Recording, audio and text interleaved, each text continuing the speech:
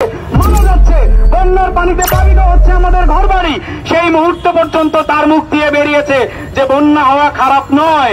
অনেক সময় বন্যায় আমাদের নদীর নাব্যতা ফিরে আসে, বন্যা আমাদের জন্য ভালো। কত বড় সাহস এবং কত বড় স্পর্ধা যে এই ধরনের দাবি তোলে, নিজের দেশের নাগরিকদেরকে মেরে ফেলতে দেখে, নিজের দেশের নাগরিককে মরে যেতে দেখে, তারপর আবার এমন দাবি তোলে যে এই ধরনের বন্যা আমাদের জন্য খারাপ নয়। প্রিয় ভাইয়েরা, এই যে 16 বছরের স্বৈর শাসন চালানোর জন্য সেই পশ্চিমের দাদাদেরকে, ভারতের দাদাদেরকে খুশি করে তারপর তাদের ইচ্ছে মতো যেই রকম চুক্তির প্রয়োজন ছিল সব রকম চুক্তি করে তারপর আপনি এইভাবে চালিয়ে আসার চেষ্টা করেছেন, আর আজকে সেটির ফসল আমরা ভোগ করছি। আপনি পালিয়ে গেছেন দেশ ছেড়ে, এই দেশটাকে শেষ করে দিয়ে, এই দেশটাকে সব রকম ভাবে সব দিক থেকে ভারতের কাছে তুলে দিয়ে আপনি তো বিভিন্ন চুক্তি করে করিডোর দিয়েছেন, নদী দিয়েছেন, আপনি সব রকম সুবিধা সেই মোদী সরকারের হাতে, পশ্চিমবঙ্গ সরকারের হাতে, বিভিন্ন রাজ্য সরকারের হাতে সব রকম সুবিধা তুলে দিয়ে আপনি তো দেশ ছেড়ে পালিয়েছেন। আজ কেন ফেনীতে আমার সাধারণ ভাই বোন কেন মারা যাচ্ছে? আজকে কেন আমাদের ভাই বোনদেরকে আমরা কেন তাদেরকে উদ্ধার করার জন্য সে সময়টুকু পর্যন্ত পাচ্ছি না? আমাদেরকে কোন রকমের সতর্কবার্তা পর্যন্ত দেওয়া হয়নি, আমাদেরকে জানানো পর্যন্ত হয়নি। আজকে যদি এই বাদ ছেড়ে দেওয়ার আগে অন্তত 10 ঘন্টা, 20 ঘন্টা, 24 ঘন্টা, 48 ঘন্টা সময় আমাদেরকে দেওয়া হতো, আমরা আস্তে আস্তে প্রস্তুতি নেওয়ার সুযোগটুকু পেতাম। সেটি পর্যন্ত আপনারা করলেন না। আপনারা কত বড় অমানুষ! আপনাদের মধ্যে যদি মনুষ্যত্ববোধ থাকতো তাহলে এই রকম মানুষদেরকে আপনারা আবার বন্ধু বানিয়ে তাদের সাথে আপনারা এক প্লেটে বসে খাবেন, তাদের সাথে চুক্তি করবেন, এই রকম কাজ আপনারা করতে পারতেন না। আপনারা এগুলো করেছেন। আমরা এই 16 বছর ধরে কথা বলার সুযোগ চেয়েছিলাম, কথা বলার সুযোগ পর্যন্ত দেননি। একাডেমিক ভাবে আমাদেরকে সাহায্য করেছেন, আমাদের সামনে থেকে মাইক্রোফোন কেড়ে নিয়েছেন। কেউ এই রাজু ভাস্কর্যের মধ্যে দাঁড়ালে তার বিরুদ্ধে বিভিন্ন রকম ট্যাগ দিয়ে তাকে জেলখানায় পুরে দিতে চেয়েছেন, সবার কণ্ঠরোধ করেছেন। কোন ছাত্র ভাই এখানে দাঁড়ানোর সাহস করেনি, কারণ তার একাডেমিক লাইফটা আপনারা শেষ করে দিয়েছেন। কোন শিক্ষক এখানে দাঁড়ানোর সাহস করেনি, কারণ সেই শিক্ষকের চাকরি খাওয়ার জন্য আপনার বানানো সুন্দর একটা সিন্ডিকেট আপনি প্রত্যেক বিশ্ববিদ্যালয়ে রেখে দিয়েছেন। কোন সাধারণ জনতা এখানে দাঁড়ানোর সাহস করেনি, কারণ ওই সাধারণ জনতাকে আপনি তার বাড়ির মানুষকে পর্যন্ত জানতে না দিয়ে গুম আর আয়নাঘর রেডি রেখেছেন, সেই আয়নাঘরে নিয়ে তাদেরকে ফেলে দিবেন। এ ভাইয়েরা, 16 বছর ধরে মানুষের বাক স্বাধীনতা কেড়ে নিয়েছেন, মানুষের মত প্রকাশের স্বাধীনতা কেড়ে নিয়েছেন। আপনি তাদেরকে বন্ধু বানিয়ে আপনার দূষণদেরকে, আপনার বন্ধুদেরকে যা চেয়েছে সব দিয়েছেন। এই বাংলার মানুষের অধিকার কেড়ে নিয়েছেন, আমাদেরকে ভাতে মেরেছেন, আমাদেরকে পানিতে মেরেছেন, আমাদেরকে প্রশাসন দিয়ে মেরেছেন, আমাদেরকে একাডেমিক ভাবে মেরেছেন, সব রকম ভাবে আমাদেরকে মেরেছেন, আমাদের কণ্ঠরোধ করেছেন। আপনারা কল্পনাও করতে পারেননি এই 16 বছরে মানুষ যদি প্রত্যেকে নিজের বাক স্বাধীনতা থাকতো, যদি একটু একটু করে কথা বলার সুযোগ থাকতো, তাহলে যতটুকু আপনার বিরুদ্ধে কথা বলতো তার চেয়ে লক্ষ কোটি গুণ বেশি 16 বছর পরে মানুষের শক্তি বৃদ্ধি পেয়েছে। এই মানুষ 16 বছর ধরে তাদের শক্তি জমিয়েছে। এই গণভবন থেকে তাড়াতে 5 দিন সময় নেয়নি। যখন আন্দোলন লং মার্চের ডাক হয়েছে, আপনি তখনও কল্পনাও করতে পারেননি যে এই লং মার্চ আপনাকে কোথায় নিয়ে পৌঁছাবে। এই লং মার্চ আপনার গণভবন পর্যন্ত পৌঁছাতেও হয়নি, আপনি দেশ ছেড়ে পালিয়েছেন। আপনি 16 বছর ধরে যে আগুন জনগণের মধ্যে জ্বালিয়েছেন, এই আগুন 16 বছর পর এমন ভাবে জ্বলে উঠেছে যে আপনি পালানোর জায়গাটুকু পর্যন্ত পাননি এই দেশের মধ্যে।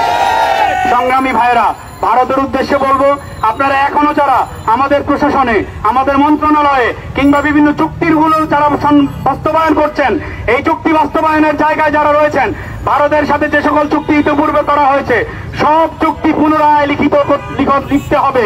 প্রত্যেকটি চুক্তির প্রত্যেকটি ধারা পুনরায় রিভাইজ করতে হবে, চুক্তিগুলো পরিবর্তন করতে হবে।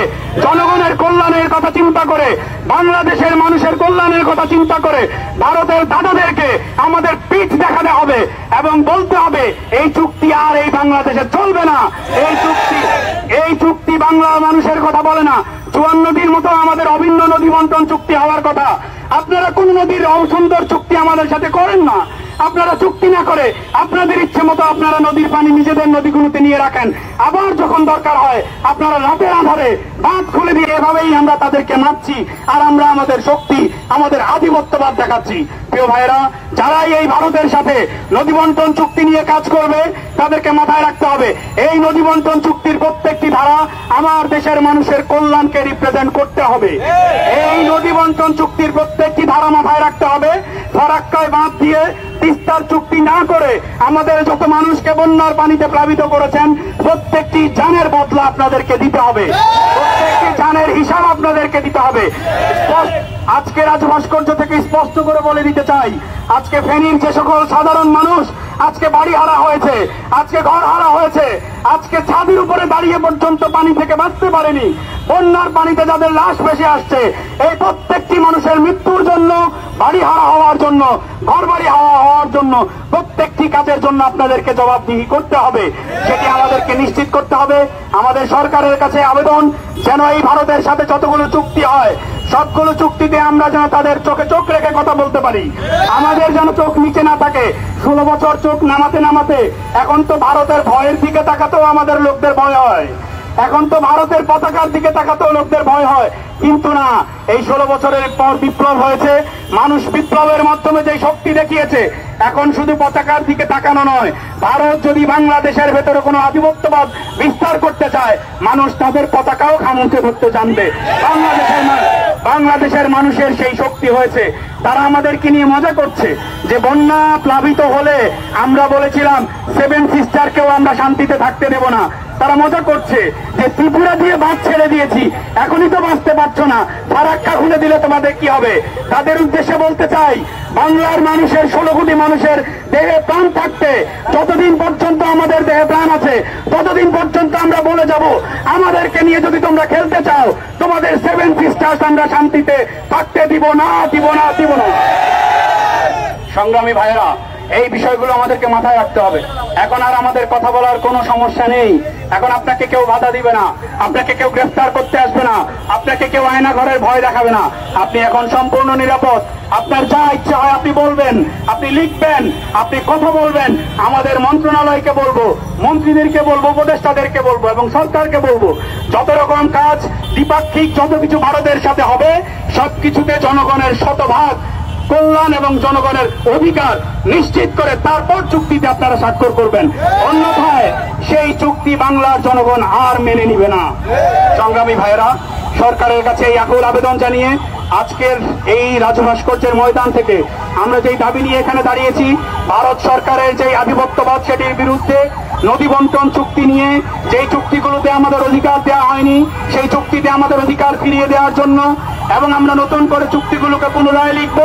এমনকি যদি প্রয়োজন হয়, বাংলাদেশের অসংখ্য মানুষ বলেছে যদি প্রয়োজন হয় ফারাক্কার বিপরীত দিকে আমরা আরেকটি বাঁধ নির্মাণ করব, যেন তাদেরকেও ফারাক্কার বাঁধের কুফল আমরা বুঝিয়ে দিতে পারি। সেটির জন্য আমরা প্রস্তুত রয়েছি। সবাইকে সংগ্রামী শুভেচ্ছা জানিয়ে আমি আমার বক্তব্য এখানেই শেষ করছি।